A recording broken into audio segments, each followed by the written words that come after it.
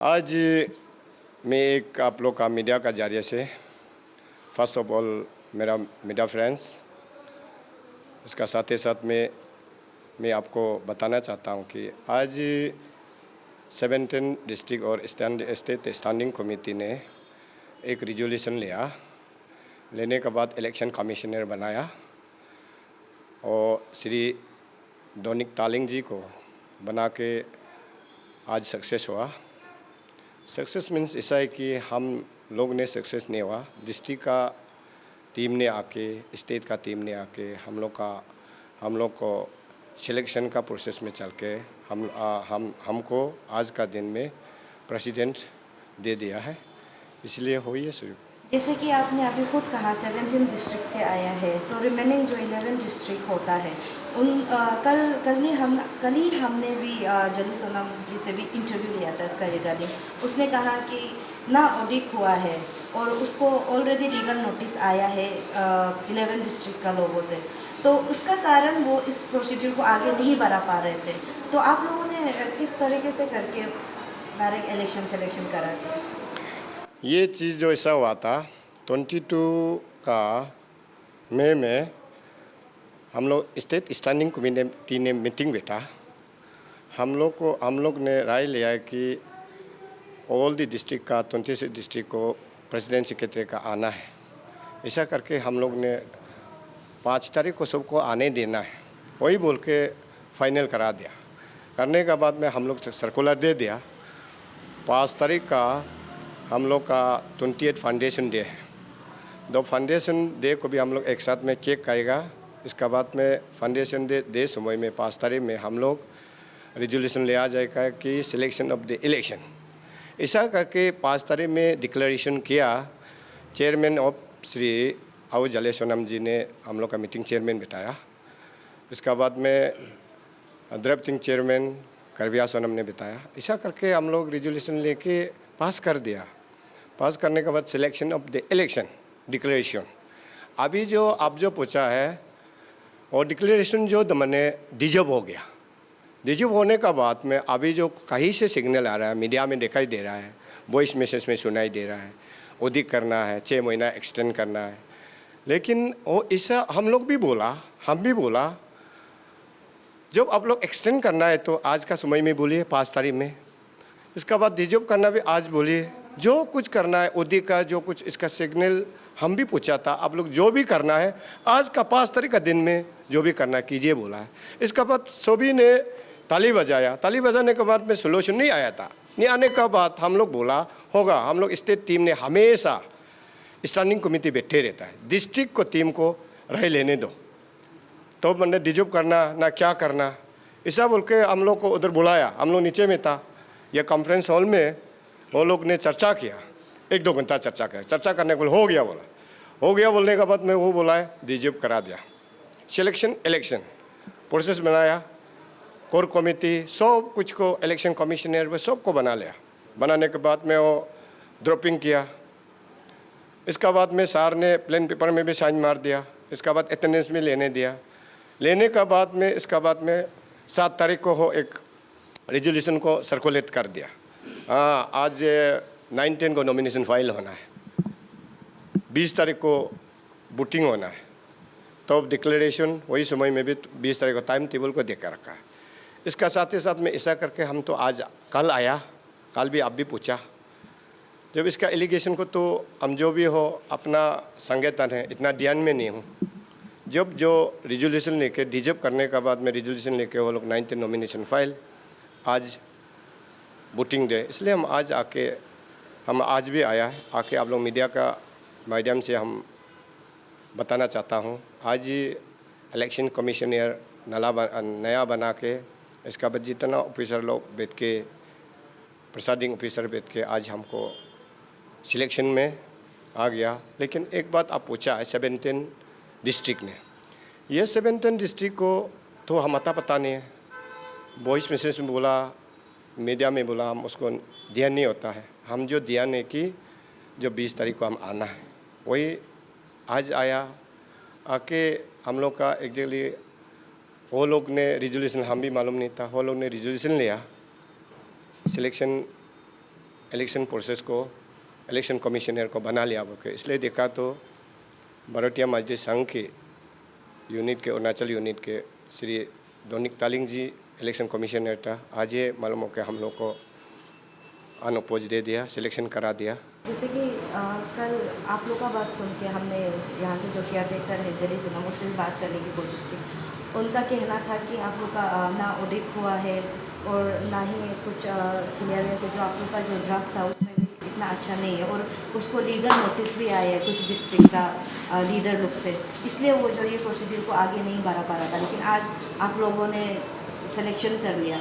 तो अभी आगे जाके कैसा होगा, क्योंकि आप लोग का जो सिर्फ 17 डिस्ट्रिक्ट का सपोर्ट से आज हुआ है बोले, जैसे प्रेसिडेंट साहब ने मेंशन किया है, तो बाकी डिस्ट्रिक्ट को आप किस तरह से आगे लेके जाएंगे? लीगल नोटिस भी आया है तो उसका ऊपर। सबसे पहले आपको thank you media friends and very warm good afternoon. My self तर तमन्स। और आपने जो अभी जो सवाल किया है, ये इलेक्शन का प्रोसीजर जो कैसे करके शुरू हुआ, कैसे हुआ, आपको मैं क्लियर एक बताना चाहूँगा कि हम लोग जो स्टेट का स्टैंडिंग कमेटी जो 22 मई में हम लोग का एक मीटिंग हुआ था। उसमें मीटिंग में last end of the meeting last में हमारा प्रेसिडेंट सर ने बोला कि हम लोग एक एजेंडा रखते हैं, ये एक रेजोल्यूशन रखते हैं कि जून का 5 में हम लोग का जो ये अपू का फाउंडेशन डे होता है, उसमें 28 फाउंडेशन डे हो जाता है।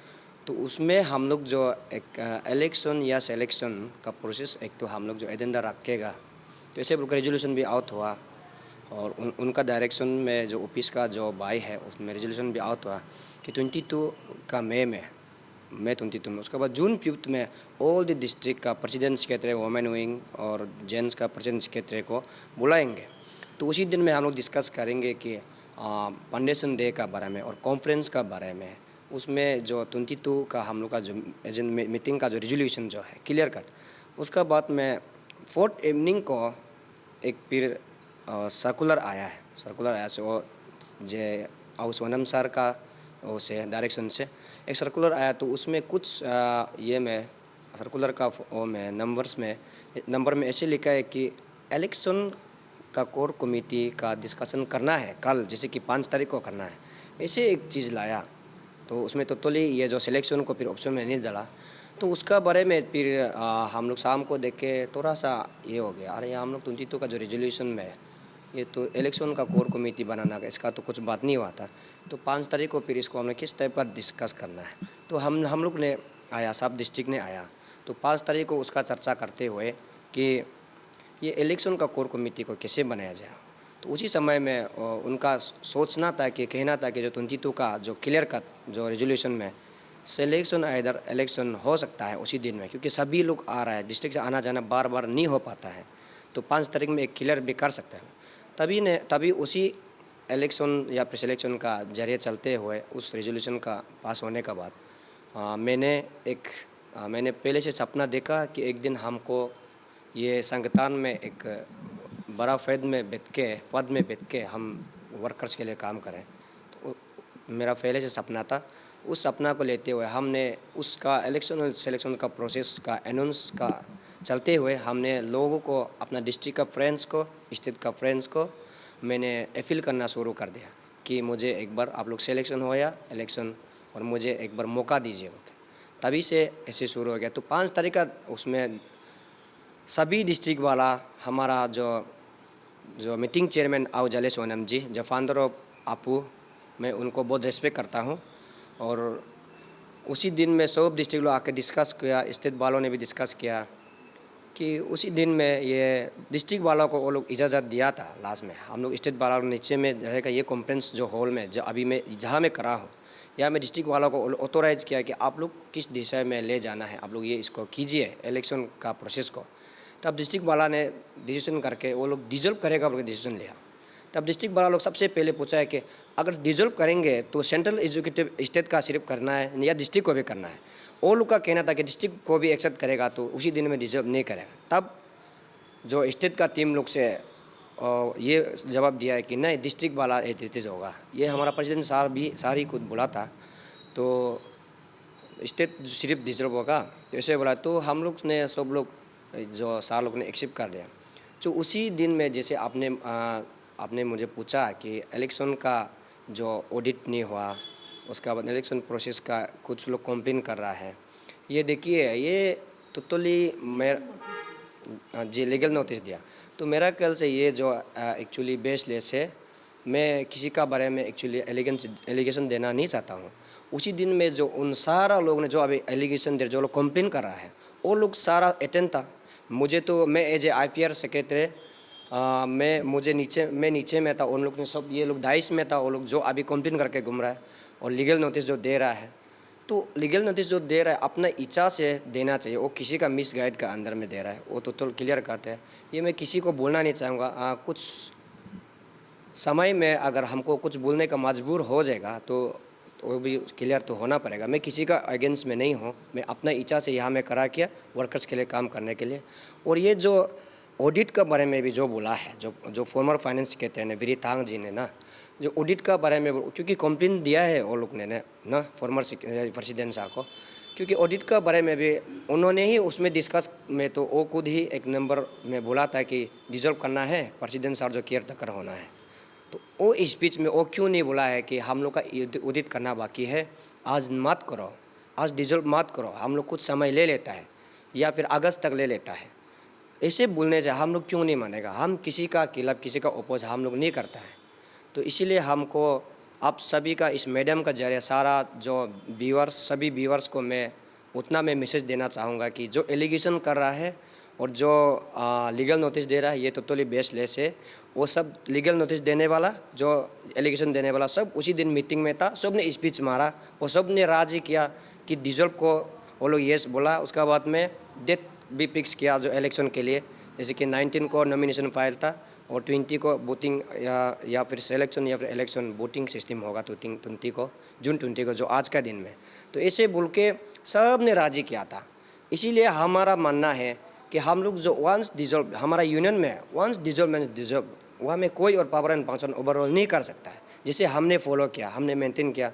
मैं as a former IPR secretary, जिस दिन से डिजॉल्व हुआ हमने ऑफिस आना बंद कर दिया कि यूनियन का रूल एंड रेगुलेशन को मैंने बायलॉ को मैं मेंटेन करते हुए अपना जो कैंडिडेचर का जो रूप में जो हम करना चाहिए वो मैं करके आया हूँ। इसीलिए आज का ये मौका मैं पहुँचा हूँ।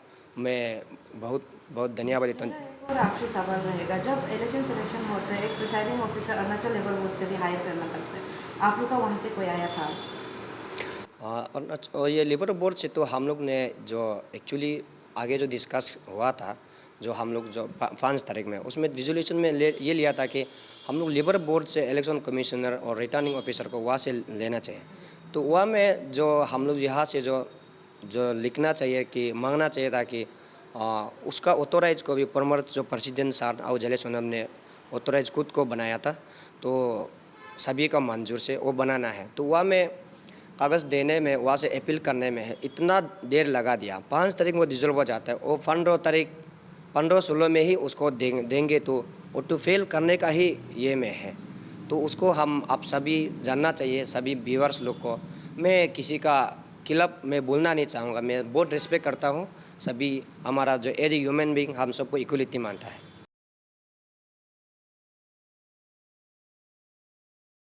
Hello and welcome. I am Manish K. Gautam, Chief Executive Director of ALS-IAS. इस वीडियो संदेश के माध्यम से मैं सिविल सर्विस एस्पिरेंट्स जो अरुणाचल प्रदेश से हैं या ऊपरी आसाम से हैं उन सभी तक पहुंचना चाहता हूं और उनके साथ एक बहुत ही सुखद और खुश कर देने वाला सूचना साझा करना चाहता हूं।